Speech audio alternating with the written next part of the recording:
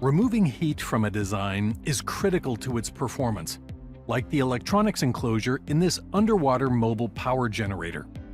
SOLIDWORKS Flow Simulation delivers powerful, easy-to-use functionality to solve these complex thermal problems. Setup for flow simulation is simple using the Settings wizard, which guides us through the process. This example is external flow with heat conduction, exchanging heat from air to water through the enclosure. Finally, we'll add the initial temperatures and the water velocity. We'll finish the setup by defining the air inside the enclosure and adding the heat sources. After running the simulation, we can quickly identify the locations with high heat transfer into the water.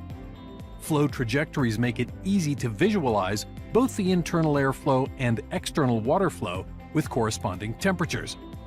With the new flux plot, users receive graphical feedback from the heat source to its removal. Heat sources, convection, and conduction can be separated, making it easy to see the heat path through the design. For even greater control, users can now create custom results visualization parameters using logical formulas to generate specific output from the simulation. With SOLIDWORKS Flow Simulation, it's easy to visualize and solve your thermal design requirements.